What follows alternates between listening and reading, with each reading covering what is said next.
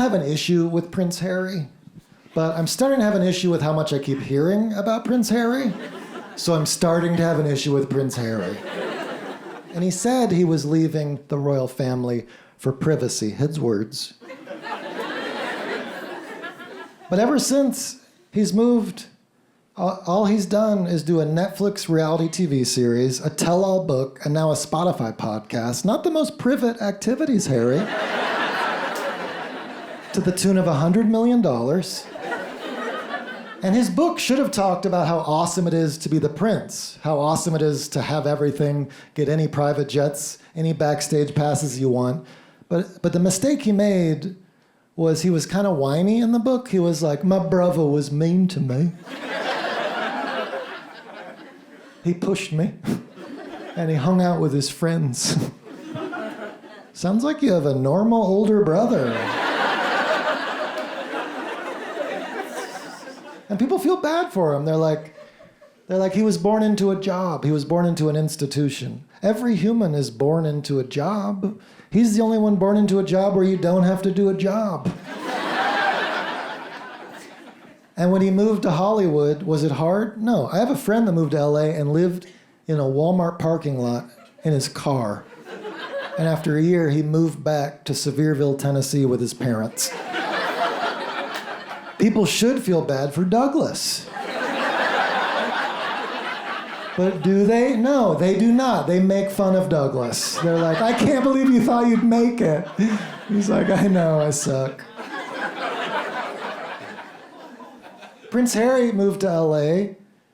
Oprah hooked him up with Tyler Perry's Mansion, which is a Tyler Perry movie I would like to see. With Prince Harry played by Tyler Perry. Meghan played by Tyler Perry. Oprah, Tyler Perry. Tyler Perry played by Idris Elba. And Princess Kate played by Meghan Markle. She's a solid actress. And Prince William played by Matt Damon.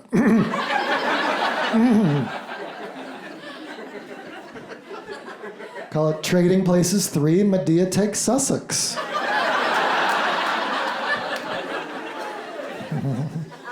I saw that R. Kelly was arrested after an FBI agent watched his Lifetime docuseries.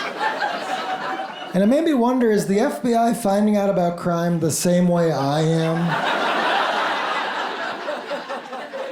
Just friend referrals on what's bingeable. Should we arrest Robert Durst? Let's look at the tomato meter first. Yeah, he's doing well. I have a friend that watches murder documentaries because she said it'll help her avoid murderers. But I feel like murderers are also watching murder docs, or as they call them, tutorials. And because we're in North Carolina, I want to ask you about the most interesting murder doc I'm aware of, The Staircase. Are you familiar? Happened in the Durham area. There's a documentary, and how many of you have heard of the owl theory? Love it. Yes, a bunch of you, right on. Yeah, it kind of combines birds and murder docs, so it's like really right up my alley. But basically, if you watch the Staircase documentary, this husband goes to jail, even though there's really no motive, no murder weapon, no evidence. There's no evidence. The whole trial, the prosecuting lawyer is just like, I mean, he is the husband. And the jury's like, yeah, he does seem like he's the husband. And the judge is like, husband! Send him away. And the neighbor first put out the owl theory, which is that there's an owl. That sounds crazy, right? That an owl did it. Until you hear the evidence. There was an owl that hung out in their neighborhood all the time. Owl killings, though rare, have happened. In her hair, they found owl feathers.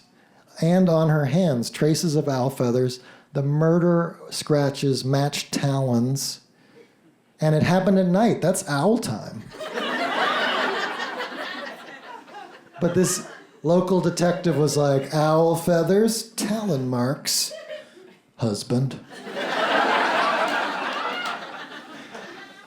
She could be attacked by a shark and people would be like, how do you think he pulled that off? You think he dressed as a shark or... I never liked that guy. But as an avid bird watcher, it made me wonder if you're killed doing something you love, would that take the sting off just a little bit? Seeing birds you've never seen before. Wow, a barred owl. And it's looking right at me. Let me see those binoculars. That's not a barred owl, that's a great horned owl. No, it's not, Frank. Don't mansplain owls to me. You can hear from its distinctive barred owl call, who cooks for you? Listen, who cooks for y'all? Hear that? No, it's not. It's doing the distinctive great horn call. It's saying, who's awake? Me too. Frank, do you know one thing about birds? If you, the owl strikes, he strikes, they both did it. They were in cahoots. I said it. They were in cahoots. Send him to Alcatraz. I had to say it. I had to say it. You notice that groan? Thank you. Please note that groan as evidence. Because after every show, some guy will be like, dude, you should have said it was a whodunit. But if I say it's a whodunit, y'all hate me and groan. And then if I don't say it's a whodunit, 4 dads are like, man, missed opportunity. Oh boy, if you'd thought of that, man, you would have blown the roof off the place. Whodunit, man. Go back to the writing board, man.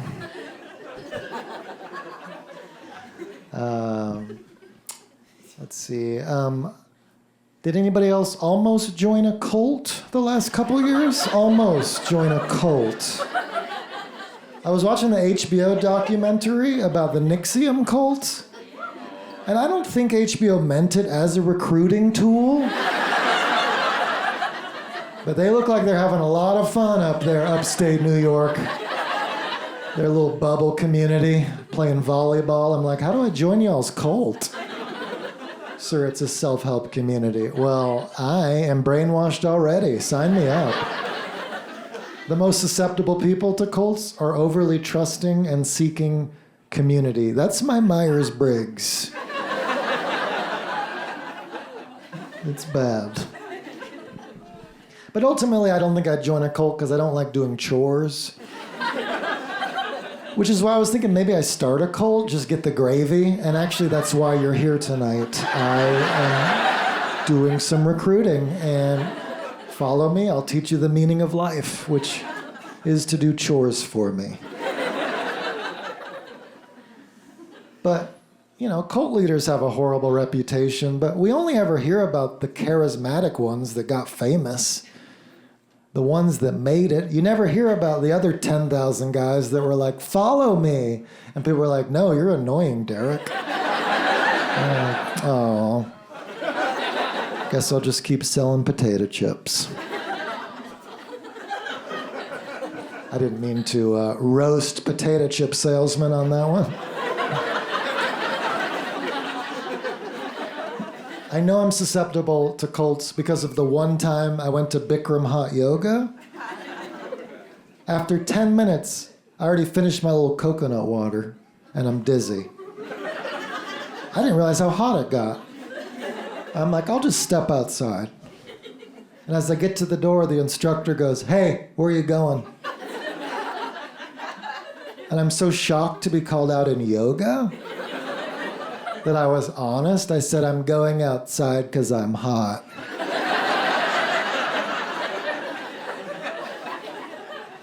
He goes, I need you to stay here where I can see you so that I know you're okay.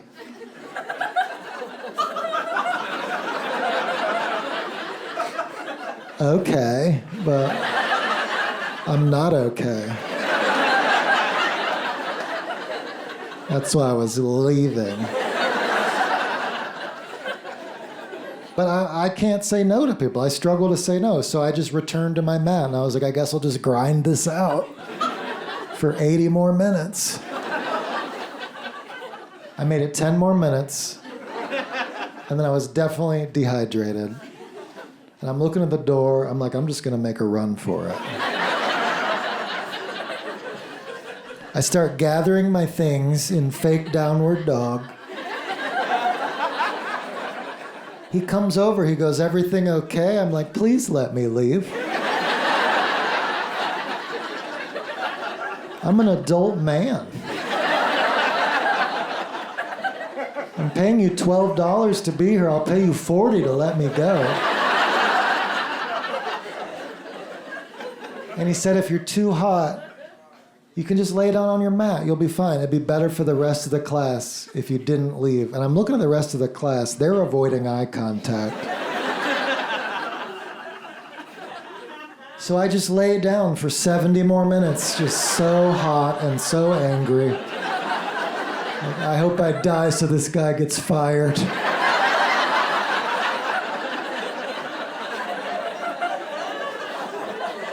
I hope I die loudly so it's worse for the class.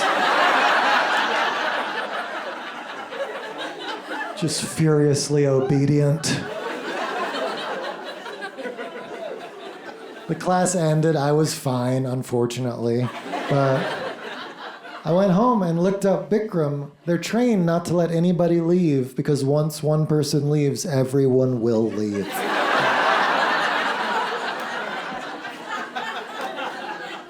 And I recently learned it went bankrupt, so I win. I win the law.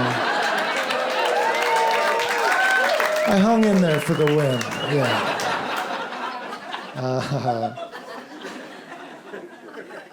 So I have been told many times that I have a soothing voice. And so I thought it'd be nice to do some soothing affirmations to really finish on what I was made to do. And so I'll just say a positive affirmation and you guys repeat it back and we'll all feel amazing. Sound good? Great. I am blessed with this life. #blessed.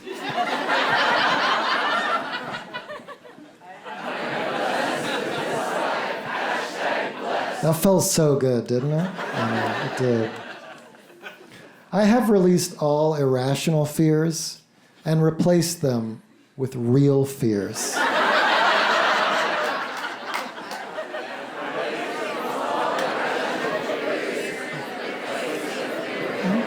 Okay, good. A little mumbly, but good. I forgive everyone who has ever left me. Except for Beth. Go ahead.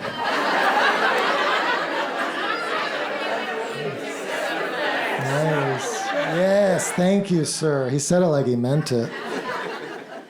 Yeah, some passion. I look really good thanks to this new coat from Banana Republic.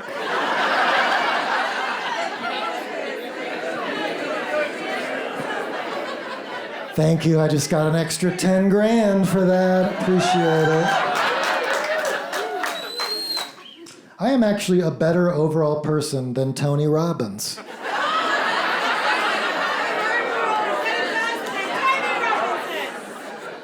I am not currently being indoctrinated into a cult. Oh,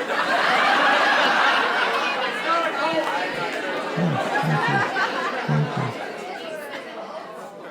you. Nice, thank you.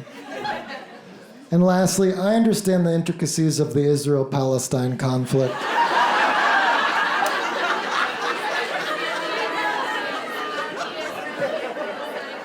And ultimately, I stand with Tibet. Asheville, thank you so much. I'm Joe Zimmerman. I appreciate it. I hope you enjoyed the show. Thank you so much for coming out.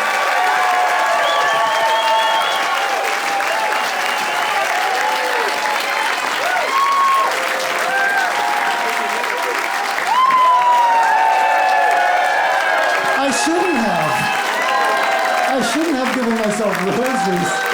Thank you so much. Thank you. Wow, you're standing? I'm delighted.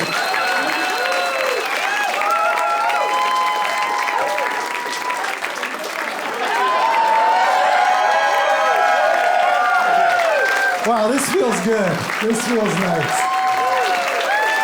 Thank you. Thank you for giving me roses. All right, I'm going to leave. You're the best.